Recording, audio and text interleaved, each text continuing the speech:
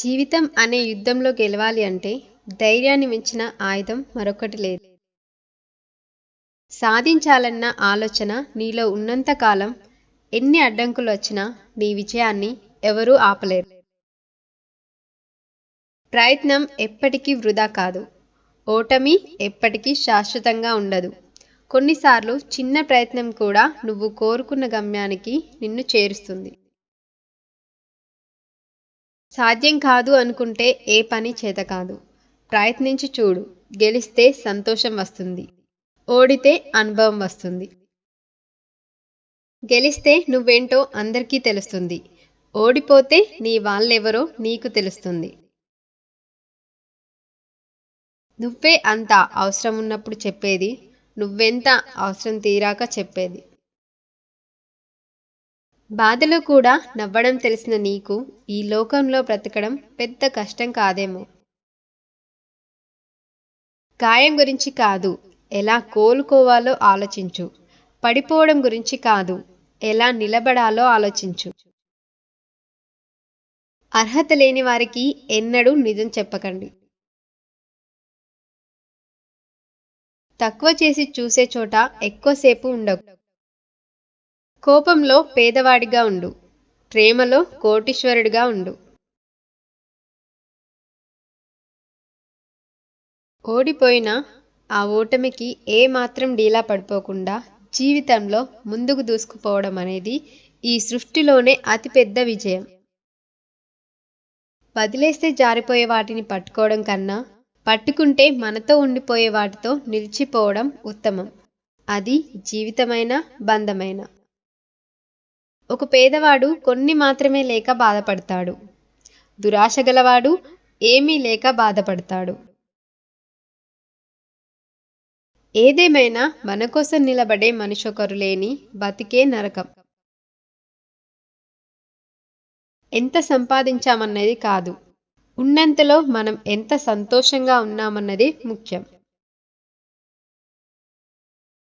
ప్రతివారు ఒక వజ్రంలా ఉండాలనుకుంటారు, కానీ కొందరే కోయించుకోవడానికి సిద్ధపడతారు. నీవు మాత్రమే నిర్వర్తించాల్సిన బాధ్యత విషయంలో నిర్లక్ష్యంగా ఉండకు. అందుకు ఎవరి సహాయం అవసరం ఉండదని గమనించు. ప్రయత్నం వీడకు. విజయం దొరికినా అనుభవం దొరికినా రెండూ అమూల్యమే. మాట్లాడటం అనేది సహజసిద్ధంగా పుట్టుకతో వస్తుంది.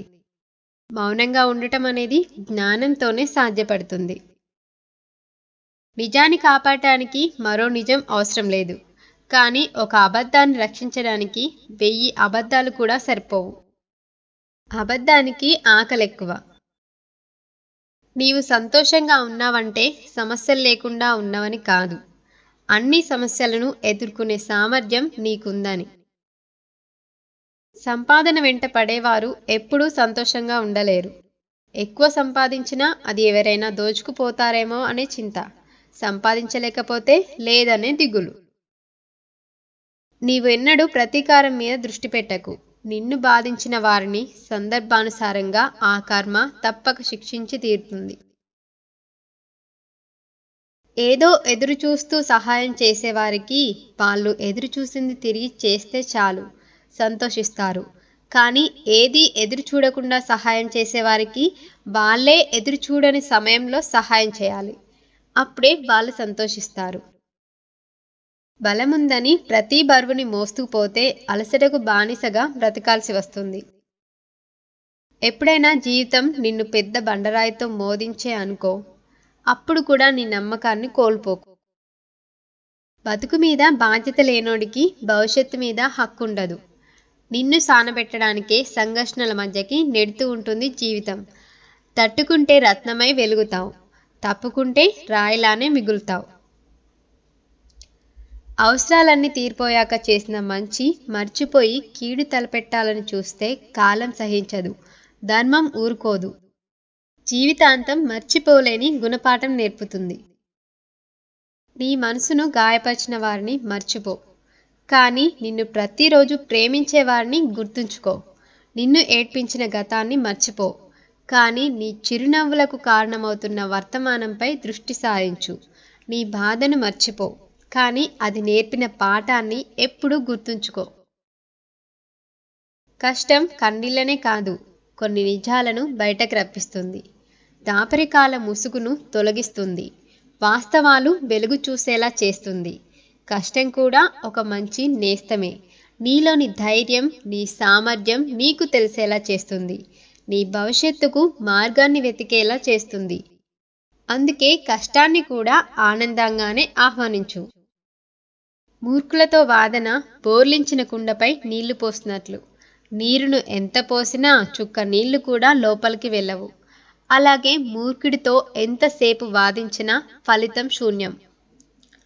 ఒక మనిషి ఇంకొక మనిషిని ఇష్టపడతాడు, కానీ అతని మేధావితనాన్ని ఇష్టపడడు. ఎందుకంటే ఎవరికి వారు నేనే గొప్ప అనే భావన కలిగి ఉంటారు. నచ్చని మనిషి గురించి మాట్లాడకండి. ఇష్టం లేని వ్యక్తిని తలవకండి. మనల్ని చులకన చేసే మనుషుల్ని అస్సలు పట్టించుకోకండి. అప్పుడే మనం పూర్తి ఆరోగ్యవంతులుగా ఉంటాం. ఎవరో ఏదో అన్నారని పదే పదే గుర్తు తెచ్చుకొని బాధపడిపోకు. నువ్వు ఎదుర్కొనే నిందలు, పొగడ్తలు ఏవి శాశ్వతం కావని గుర్తుంచుకో. ప్రశాంతమైన హృదయంతో జీవించు. ఎవరు ఎంత అందమైన వేషం వేసినా కాలం వారి వారి నిజస్వరూపాలను, గుణాలను ఎప్పుడూ ఒకప్పుడు ఏదో ఒక విధంగా బయటపడేలా చేస్తుంది. 4 రోజుల బతుకు కోసం నలుగురిని విమర్శిస్తావు. 3000 నోట్లోకి వెళ్ళడానికి 7 లోకాలతో పోరాడతావు. చివరికి మిగిలేది బూడిదేనని తెలుసుకోలేక ఎందుకనో ఆరాటపడతావు. ఆ సిద్ధాంతం ఈ సిద్ధాంతం అంటూ అలుపెరుగని పోరాటం చేస్తావు. ఇవన్నీ మిథ్య అని తెలుసుకొని బతికిన 4 నాళ్ళు 10 మంది మేలు కోరి కలిసిమెలిసి బ్రతకడమే కదా మేలైన విధానం. ఎదుటి వాళ్ళు ఎలా ఉన్నారో చూడకు, ఎలాంటి వాళ్ళో తెలుసుకో. మిగతా వాళ్ళు ఏమనుకుంటారో ఆలోచించకు. వాళ్లతో నువ్వు ఎలా ఉండగలవో చూసుకో. కొన్నిసార్లు మీరు చీకటి ప్రదేశంలో ఉన్నప్పుడు జీవితం అంతటితో ముగిసింది అనుకుంటారు. కానీ వాస్తవానికి మీరు ఒక విత్తనంలా అప్పుడే నాటబడ్డారు. మనం పుట్టినప్పుడు పేరు ఉండదు, ఊపిరి మాత్రమే ఉంటుంది. పోయినప్పుడు ఊపిరి ఉండదు, పేరు మాత్రమే ఉంటుంది. ఈ రెండింటి మధ్య ఉన్నదే జీవితం. ఊపిరి ఎలాగో నిలుపుకోలేం, కనీసం పేరునైనా నిలుపుకోవాలి. గెలిచి చూపించు. నీకోసం కాదు, నిన్ను అవమానించిన వారి కోసం కాదు, నిన్ను నమ్ముకున్న వారి కోసం. ఆశ జాతకాన్ని నమ్మేలా చేస్తుంది. కోరిక దేవుణ్ణి నమ్మేలా చేస్తుంది. బాధ మనిషిని నమ్మేలా చేస్తుంది. కానీ ధైర్యం ఒక్కటే నిన్ను నువ్వు నమ్మేలా చేస్తుంది. మనిషికి కాలం విలువ తెలుసు, డబ్బు విలువ తెలుసు, బంధం విలువ తెలుసు, ప్రాణం విలువ తెలుసు. ఇన్ని తెలిసిన మనిషికి ఎదుటి మనిషిని అర్థం చేసుకోవడం మాత్రం తెలియదు. ఉన్నది చాలు అనుకుంటే మిగిలేది సుఖం, లేనిది కావాలనుకుంటే మిగిలేది దుఃఖం. నేను ఎన్నిసార్లు మోసపోయినా నాకు అవమానంగా లేదు. ఎందుకంటే నమ్మి మోసపోయాను తప్ప ఎవరిని నమ్మించి మోసం చేసింది లేదని గర్వపడుతున్నాను. చెప్పేటోడు చేరదిస్తాడా? అనేటోడు ఆదుకుంటాడా? వినేటోడు విలువనిస్తాడా? ఎవడు ఎవడికి ఏం చెయ్యడు, చేసినట్లు నటిస్తారంతే. కొన్నిసార్లు మన మంచితనమే మనల్ని ఒంటరిని చేస్తుంది. అది మనకు అర్థం కాదు. అర్థమయ్యే సమయానికి మన దగ్గర ఏమీ ఉండదు. కళ్ళల్లో కన్నీరు, గుండెల్లో బాధ తప్ప. బంధాలను కాపాడుకోవడానికి ఒక మెట్టు దిగి ఆలోచించు అనేది పెద్దవాళ్ళ మాట. కానీ అర్థం చేసుకున్న వారి కోసం ఎన్ని మెట్లు దిగినా తప్పలేదు. కానీ ఎన్ని మెట్లు దిగినా మనల్ని అర్థం చేసుకోని వారి గురించి ఏం లాభం? వాళ్ళ దృష్టిలో మనం దిగజారడం తప్ప. ఏం ఆలోచిస్తున్నానో తెలీదు, ఏం జరుగుతుందో తెలీదు, కానీ ఏదో తెలియని బాధ మనసులో వెంటాడుతూనే ఉంది.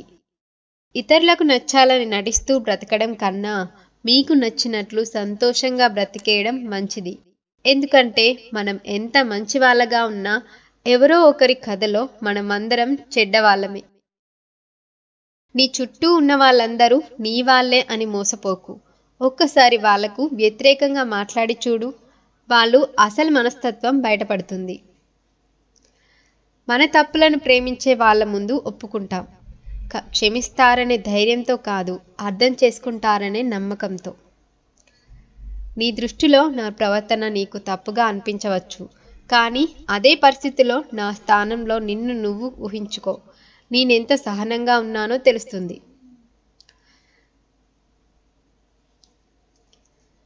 విలువైన వాళ్ళతో కాదు, విలువ తెలిసిన వాళ్ళతో స్నేహం చేయి.